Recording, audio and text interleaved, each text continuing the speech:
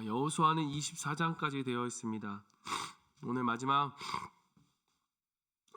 23장과 그리고 24장은 여호수아가 유언으로 남긴 그러한 메시지입니다.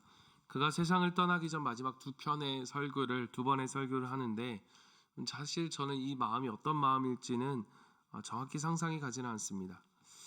그 가운데 오늘 23장의 첫 번째 설교는 우리가 오늘 보는 것처럼 2절에 보는 것처럼 리더들을 모아서 전한 메시지이고, 그리고 그 다음에는 백성의 전체를 모아 전하는 그러한 메시지입니다. 리더들로 말한다면 우리로서는 목자와 목녀들을 불러서 또 그렇게 특별히 리더들을 향해 전하는 메시지일 텐데, 아주 중요한 부분이겠죠.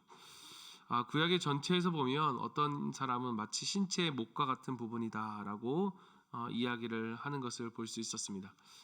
그 관점에서 결국 구약의 메시지는 바로 이 메시지인데, 그것이 뭔가 하면 내 말을 순종하면 복을 받고 말씀에 순종하지 않으면 저주를 받는다라고 하는, 그리고 그 메시지의 주석이 바로 이스라엘의 역사, 구약의 역사다라는 것이죠. 하나님의 말씀을 그들이 순종했을 때 펼쳐지는 그 복의 역사, 그리고 하나님 말씀에 순종하지 않아서 그들 가운데 펼쳐지는 그 저주의 역사를 우리는 이스라엘의 역사를 통해서, 구약의 온 이야기를 통해서 보게 되는 것입니다. 그러니까 이 복과 저주는 하나님이 사랑하시는 하나님의 백성을 인도해 가시는 방편이라는 측면에서는 사실 복과 저주는 하나님께 달려있는 그러한 방편이라고 볼 수 있죠. 그렇다면 왜 여호수아는 지금 이 말씀을, 그 사명을 다 마치고 죽음을 앞둔 그 시점에 하고 있는 것일까? 1절을 보면 하나님이 이스라엘을 쉬게 하셨다라고 말합니다. 이 말을 좀 더 우리가 이해할 수 있는 측면으로 번역한다면 안식을 주셨다는 것입니다. 그러니까 안식이란 무엇인가? 여러분, 우리가 안식이라고 하면 완전함의 의미를 기억해야 합니다. 그러니까 하나님이 창조하시고 안식하셨다라고 하는 것은 하나님이 열심히 일하고 쉬셨다라고 하는 그런 의미가 보다는 하나님의 창조가 완전하였고 충분하였다라고 하는 선언적 행위가 바로 안식입니다. 즉 하나님은 그들에게 완전하고 충분함을 주셨다는 것입니다.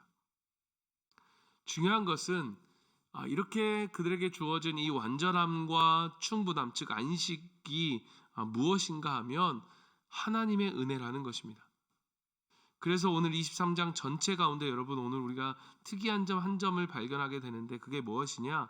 여러분, 이 16절 가운데 13절에 걸쳐서 단 3절만 빼고 나머지 총 13절에 걸쳐서 반복되어지는 말이 있습니다.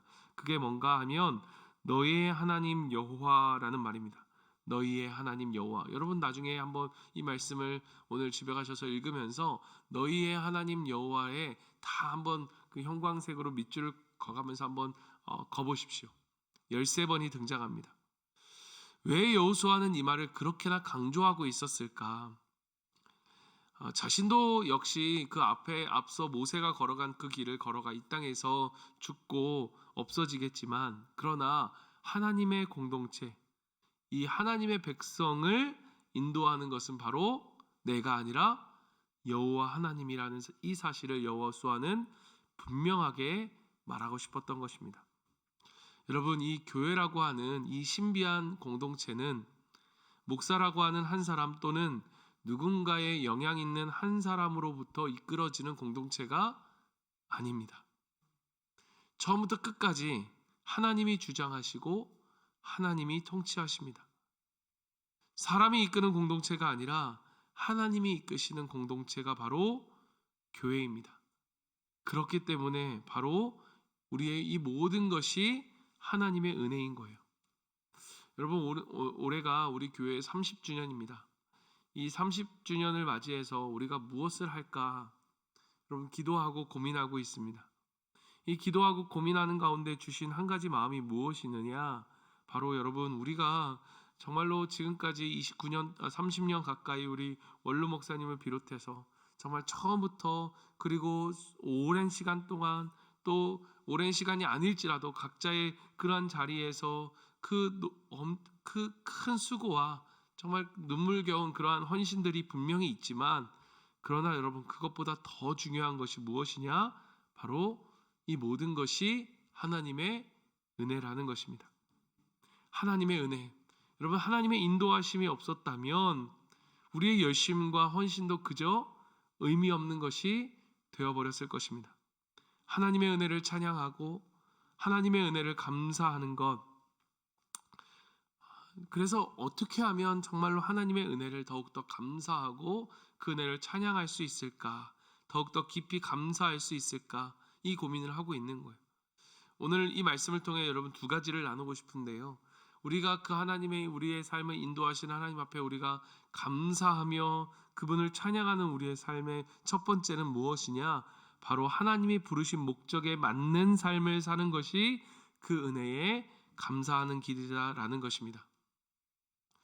지금 5절에 보면 여전히 그들 가운데, 여러분 5절을 보십시오. 너희 하나님 여호와 그가 너희 앞에서 그들을 쫓아내사 너희 목전에서 그들을 떠나게 하시리니 너희의 하나님 여호와께서 너희에게 말씀하신 대로 너희가 그 땅을 차지할 것이라. 지금 이미 전쟁은 오랜 동안, 아까 보면 이스라엘을 쉬게 하였다. 오랜 동안 전쟁이 멈춰져 있었습니다. 어쩌면 그들에게 있어서 전쟁은 끝났다라고 말할 수 있지만 5절에 보면 뭐라고 이야기합니까? 미래형으로 이야기해요. 떠나게 하시리니, 쫓아내시리니 너희가 말씀하신 대로 차지할 것이라. 이 말은 무엇입니까? 다시 보면 여전히 그들 가운데 쫓아내지 못한 적들이 있다라는 거예요. 왜 지금 오랜 시간이 흘렀음에도 그들이 그 적들을 쫓아내지 못했을까? 자신들이 이룬 목표에 만족해버린 것입니다. 전쟁이라고 하는 더 이상 그러한 위험과 불편함을 감수하면서 이 전쟁을 하고 싶지 않고 주변 이방 족속들과 타협해 적당히 편하게 살고 싶었던 것입니다. 여러분, 이것은 무엇인가? 목표는 이루었는데 목적은 상실해버린 거예요. 여러분, 하나님이 그들을 하나님의 백성으로 삼은 이유가 무엇입니까? 그들을 육신적으로 편하게 살고 풍요롭게 살기 위한 것이 아니었습니다. 그것이 목적이 아니었다는 거예요. 사실 그랬다면 여러분, 사는 데 있어서는 애굽 땅이 훨씬 편한 땅이었어요. 신명기 11장 10절부터 12절 제가 지금 읽지는 않겠습니다. 이 말씀을 보면 여러분, 이 애굽 땅은 참 비옥한 땅이었습니다. 우리가 잘 아는 것처럼 이 이집트 땅은요, 모든 것이 풍족한 땅이었습니다. 나일강이 흐르고 그리고 때때마다 이 나일강이 범람해서 그 땅을 풍요롭게 비옥하게 만들고, 그리고 언제나 수로를 만들어 이 물을 공급할 수 있는 그러한 강이 있고, 또 강과 바다가 만나면서 이러한 수자원도 넘쳐나는 곳이 바로 애굽 땅이었습니다. 그런데 여러분, 가나안 땅은 어떠한가? 이 가나안 땅을 성경이 이렇게, 아까 그 신명기 11장 10절에서 12절 말씀에 보면 이렇게 설명합니다. 비를 흡수하는 땅이요. 이 말은 무슨 말이냐?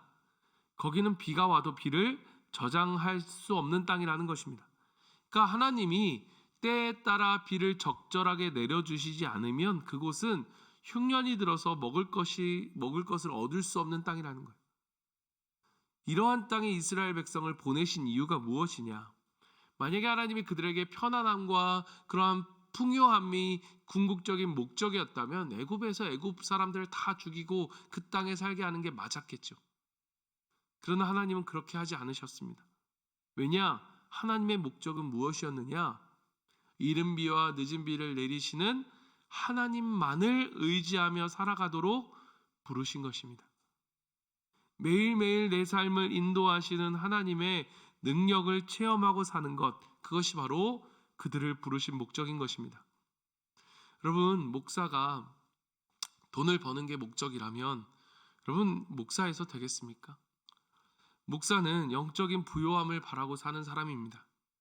말씀의 능력을 사모하고 사는 사람입니다. 여러분, 그런데 목사만 그렇습니까? 여러분, 성도는 무엇입니까? 바로 세상으로부터 얻을 수 있는 것보다 하나님으로부터 받을 수 있는 복이 더 크다는 것을 믿고 사는 사람이 바로 성도 아닙니까? 예수 그리스도를 통해 얻어지는 하늘나라의 복을, 그 축복을 기대하며 살아가는 사람이 바로 성도인 것이죠. 바로 그 목적에 따라 살아가는 것. 여러분, 그러한 삶을 살아갈 때 우리에게 어떠한 일이 일어나느냐? 여러분 10절을 보십시오. 10절, 너희 중 한 사람이 1000명을 쫓으리니 이는 너희의 하나님 여호와 그가 너희의 말씀하신 것 같이 너희를 위하여 싸우심이라. 여러분, 한 사람이 1000명을 상대해서 싸워 이긴다. 여러분, 이게 무슨 말입니까? 무슨 영화나 어떤 소설에서나 나올 한 명이 1000명과 맞짱 떠 싸운다. 여러분, 이게 말이 되는 이야기입니까? 이게 무슨 얘기냐? 세상의 관점은 여러분 숫자입니다. 그래서 싸움을 싸워도 저 사람이 많은지 내가 많은지, 사는 사람, 우리의 삶의 만족을 보아도 저 사람이 좋은 집에 사는지 내가 더 좋은 집에 사는지, 저 사람의 월급이 얼마인지 내가 월급이 얼마인지, 끊임없이 우리는 숫자를 비교하고 숫자로 평가하고 숫자로 평가받는 그런 꼬리표가 붙어진 인생을 살아가는 사람이라는 거예요. 그런데 그러한 세상의 삶과는 다른, 비교할 수 없는, 한 명이 1000명을 이기는 것 같은 그러한 비교할 수 없는 하나님의 능력이 함께하는 삶을 살아가게 된다는 것입니다. 사랑하는 우리 성도 여러분, 기도의 능력으로, 예배의 능력으로, 복음의 능력으로, 예수 그리스도의 이름의 능력으로 살아가는 저와 여러분이 되길 바랍니다. 여러분, 근데 그 능력은요, 우리의 편안함보다는 불편함 가운데 나와요. 애굽에서의 편안함보다는 가나안 땅에서 늘 항상 하나님만을 의지할 수밖에 없는 그 불편함 가운데 능력이 나온다는 것입니다. 새벽 기도를 해야 하는 이 불편함, 수요예배에 나와야 하는 불편함, 매주 목장 모임을 드려야 하는 이 불편함, 그 속에서 우리는 하나님의 능력을 경험하게 된다는 것입니다. 사랑하는 성도 여러분, 그 속에서 하나님의 능력을 경험하며 우리에게 주신 삶의 목적대로 영혼을 구원하여 제자 삼는 삶을 살아가는 우리가 되기를 바랍니다. 짧게 한 가지만 나누면 11절을 우리가 읽습니다. 너희의 하나님 여호와를 사랑하라. 그러므로 스스로 조심하여 너희의 하나님 여호와를 사랑하라. 여러분, 사실 어쩌면 여호수아는 이 말을 하고 싶었던 거예요. 하나님을 사랑하라. 너의 하나님 여호와를 사랑하라. 여러분, 이것이 어떤 의미입니까? 에베소서 2장 1절부터 3절에 보면 허물과 죄로 죽었던 우리를 하나님이 살리셨습니다. 그런데 거기서 끝나지 않아요. 21절, 22절까지 계속 에베소서를 읽어보면 그러한 하나님이 우리를 어떻게 하셨냐? 하나님의 성전이 되게 하십니다. 그리고 그것을 연결하여 예수 안에서 함께 지어져 가게 우리를 만드셨다는 거예요. 여러분, 여호와 하나님을 사랑한다는 것은 또 다른 말로 하면 교회를 사랑한다는 것입니다. 교회 안에서 함께 서로 사랑하고 함께 서로 용서하고 용납하고 돌보며 하나님을 더욱더 닮아가는 살아가는 자로 우리를 부르신 것입니다.